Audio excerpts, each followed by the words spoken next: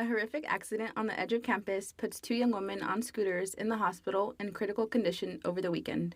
The government is shutting down for the first time in 6 years after lawmakers failed to come to an agreement over government funding. Trick-or-treating might not feel like such a treat, with tariffs raising the cost of Halloween. All of this and more right now, OC News.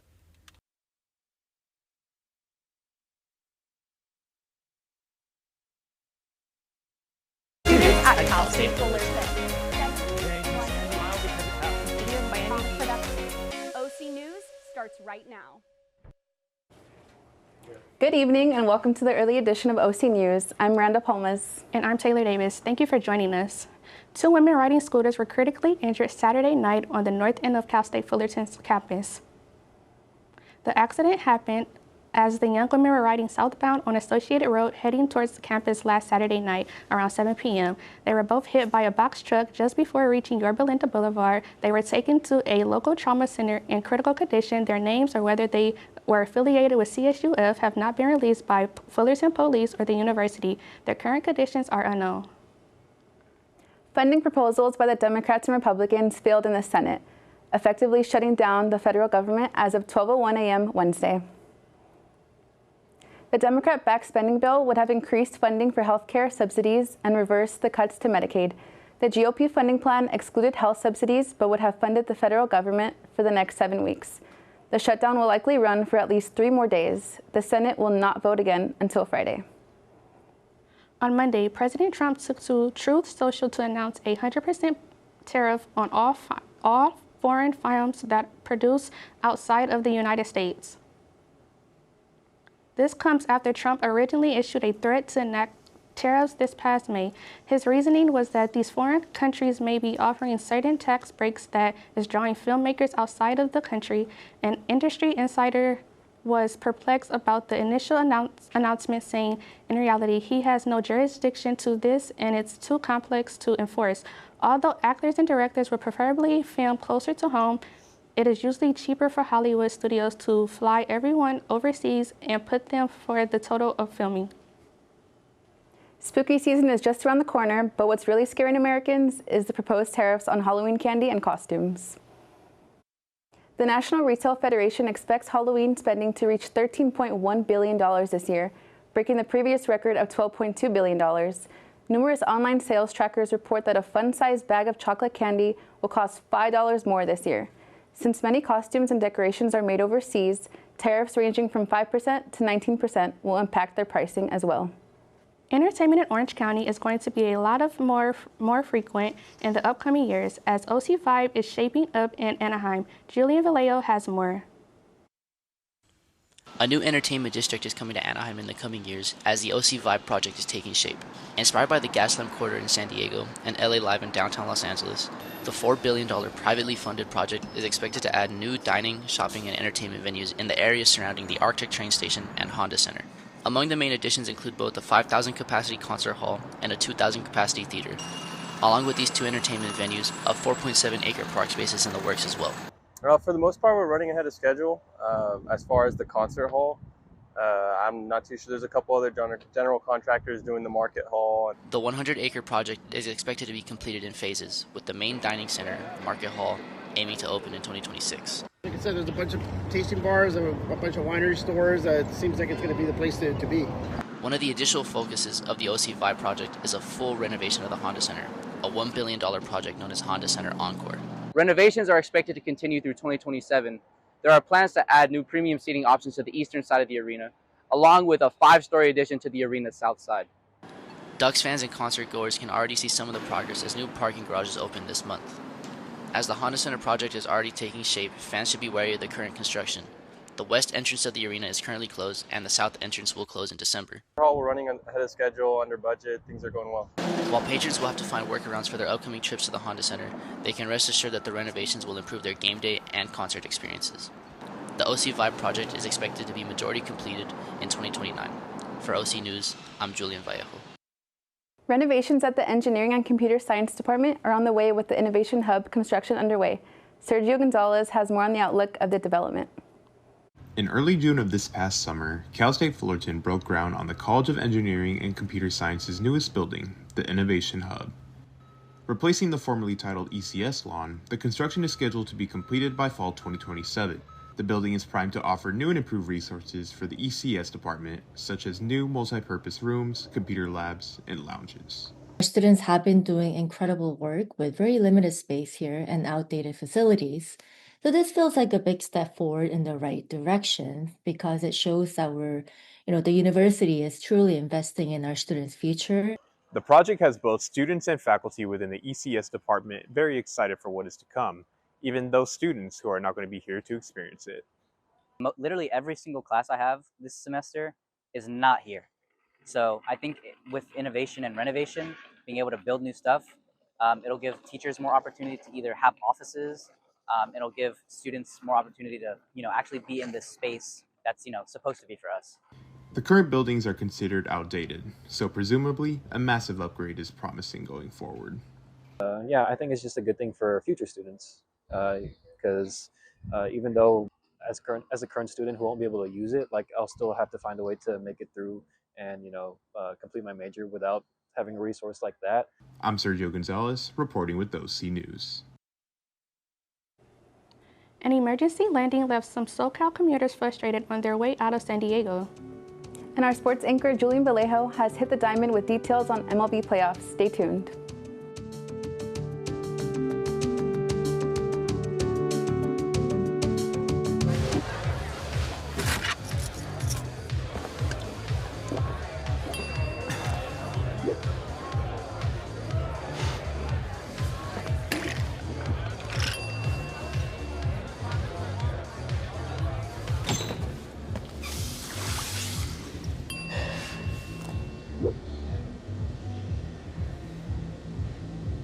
If you need to do something to feel okay to drive, you're not okay to drive. Don't drive buzzed. STEM is precise, no margin for error. Dare to forget that. Dare to have fun with it. Get weird with it.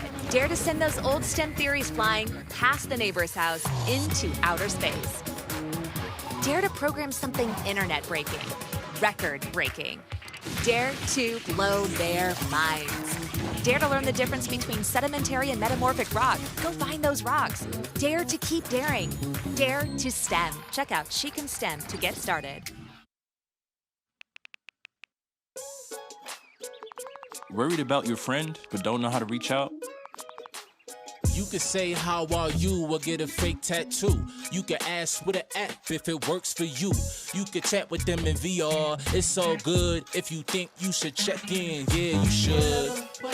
Whatever gets you talking. Reach out to a friend about their mental health. Whatever gets you talking. Learn how you can help at seizetheawkward.org.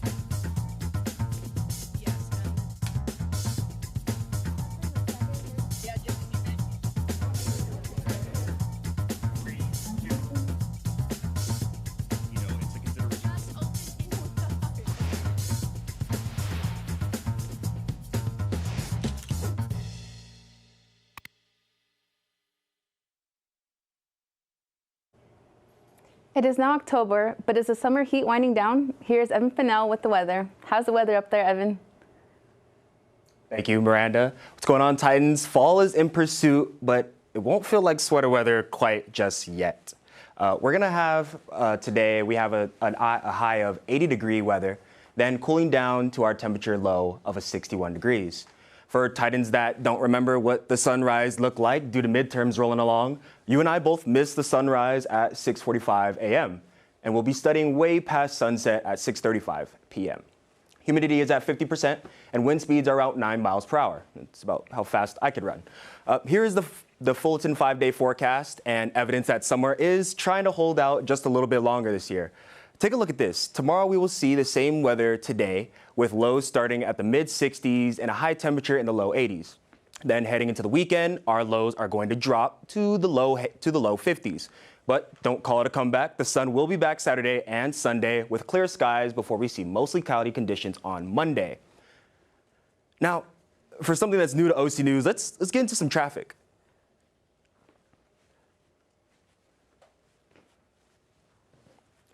So we got some traffic going on here for our northbound 57.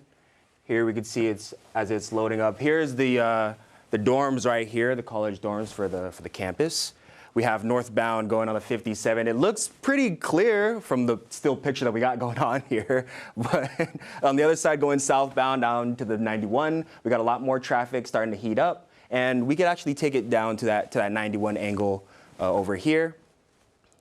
Here's the 57 again once more, kind of showing that it's a little bit open. It's pretty open if you're still on campus looking to get home and stuff like that. But we have the southbound going for the 57, and if you're taking your time getting home after school, it's okay. You still got time to get there. It doesn't look too backed up.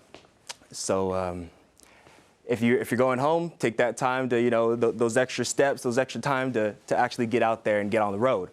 That is my traffic, daily weather, and Fullerton 5. Back to you ladies at the desk. Fullerton City has resumed its street sweeping policy, but now without complaints from residents. The resumption of the street sweeping policy has made parking in Fullerton more restrictive. The council enacted this policy in response to complaints of the previous sweeping regulations. When we had our old system, we had street sweeping on both sides of the street every single week. And so there would be a time, and it was a fairly long time period, 4 to 5 hours, when nobody could park anywhere on the street or anywhere remotely nearby. And so it was really difficult for people to be able to park within walking distance of their houses. And sometimes they thought it was unsafe. Sometimes people would be coming back from a night shift and have to park very far away in the middle of the night because they knew the next morning, they wouldn't be able to get up. So it was causing all sorts of problems. With spaces for parking decreasing and a risk of unfair enforcement, many residents feel that this policy isn't worth funding for. I think the biggest complaint I've heard is that if it's their first offense, is they immediately get fined for it. So I don't know, for example, if the city of Fullerton were to have a log, they could log if it's continuous. So if it is a first, let's say, 3 months down the road, let's say it is someone's first offense because they just moved into the city and they're not familiar with the rules, instead of giving a warning to try to get corrective action, it's an immediate fine. And so it feels like instead of compliance, it's more enforcement, and you want to look for compliance over everything. The City of Fullerton website provides a clear map of when and where the sweepings take place. Perhaps if residents were to comply with this policy, the results of a more welcoming and habitable city will be achieved. In Fullerton, California, Fraz Manyar, OC News. Look out, there's a traffic jam ahead. On Monday afternoon, a small plane had to make an emergency landing on I-15 North, making some commuters drive just a bit longer.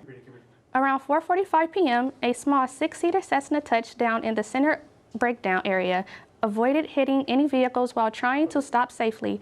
2 men were on the plane and neither suffered any injury.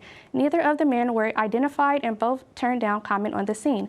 The plane was found to be registered to an aircraft rental business, Tulum Aviation Service. The FAA appeared on the scene to investigate what may have caused the accident, but there has been no further details. Rivalries and stakes were the name of the game this week in sports. From hardwood to grass, Julian has more. Thanks, Miranda. Cal State Fullerton's volleyball team couldn't get past Long Beach State Saturday night, dropping 3 straight sets to the Dirtbags. The Titans found themselves in a tight first set with the Dirtbags, but were not able to win it. This would lead to the sweep. The Titans will find themselves back in action against UC Davis. The Big West wasn't the only place with rivalries. Week 5 of the college football season saw a lot of marquee matchups. SEC rivals Georgia and Alabama faced off in Athens, with the Crimson Tide handing the Bulldogs their first home loss since 2019. Alabama quarterback Ty Simpson threw for 276 yards and 2 touchdowns. Another big game saw LSU take on Ole Miss. The Rebels were able to cage the Tigers for a 24-19 win at home. Offense was the name of the game for Ole Miss, throwing for 314 yards and rushing for 166 yards. Speaking of Big Ten rivals, Oregon and Penn State faced off on primetime. Oregon spoiled Penn State's annual whiteout game with a double overtime victory in Happy Valley, 30-24. Ducks quarterback Dante Moore had 3 touchdowns on the night, completing 74% of his passes for 248 yards. While football might be rolling in the regular season, baseball just wrapped up as the MLB playoffs started yesterday. The wildcard round saw 4 matchups. The Guardians and Tigers had an early game on the slate, and it was all Tariq Skubal. His 14 strikeout performance gave the Tigers just enough for a 2-1 victory. The second matchup saw the Padres and Cubs face off in Chicago. The Padres jumped out to an early lead, but the Cubs won up them in the 5th. Back-to-back home runs from Seiya Suzuki and Carson Kelly propelled the Cubs to a 3-1 win. The Red Sox and Yankees faced off in the Bronx, but it was a sad train ride home for most fans, as Boston won 3-1. The final match of the night saw the defending champs take on the Reds. The Dodgers offense exploded for 10 runs on 5 home runs, giving them a 10-5 win in Game 1. That's all I have for sports. Taylor and Miranda, back to you guys.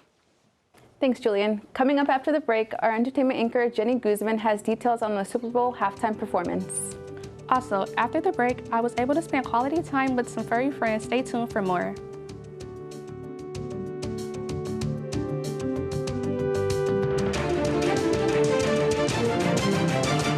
What does it take to discover the greatness within you? It takes resilience. When I first got to Cal State Fullerton, I felt lost. Then I found my community. It was like a caring family cheering me on. I wasn't sure about being a chemist. My professors showed me I could. People believed in me here, and I learned to believe in myself. Discover the resilience within you at Cal State Fullerton. How prepared is your family if a wildfire shows up at your doorstep, or a flood, or an earthquake?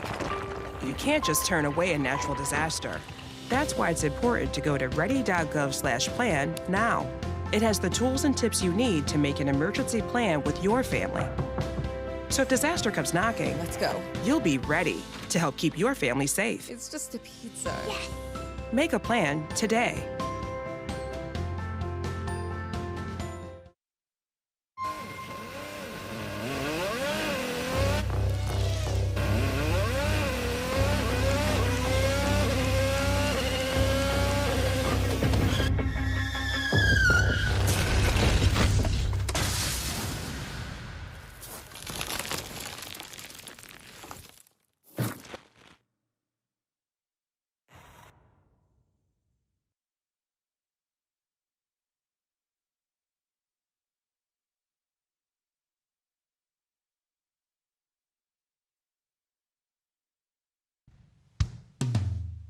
Hey world, I have a quick message. It's about safe driving. All right, let's go.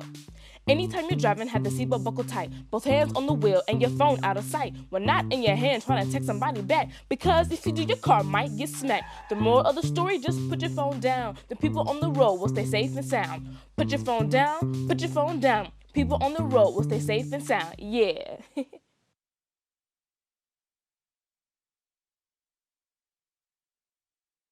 The job market may be slowing down, but self-employment is speeding up. How self-employment in car detailing is helping locals stay financially stable. Emiliano Carbajal has the story. With jobs harder to land and unemployment climbing, more people are turning to self-employment. One growing field, car detailing. I spoke with Asael Alamia, a local car detailer, on how self-employment has helped them stay financially stable. I think it's harder to find a job nowadays. Even a simple job as like a fast food place, it's just harder with this economy. So a lot of people are turning into like small businesses or side hustles they could do on the side. According to BBC News, the U.S. unemployment rate is at its highest that it's been since 2021, when the country was recovering from the pandemic. What made me choose self-employment was just the flexibility around my schedule. So I'm able to work within like whenever I have time or whenever I want. You can make a pretty good living out of it. As in right now at my old job, whatever I spend working 4 shifts for my check, I can usually make it on a weekend and it goes really good for me. And while self-employment gives them freedom, it also depends on satisfied clients.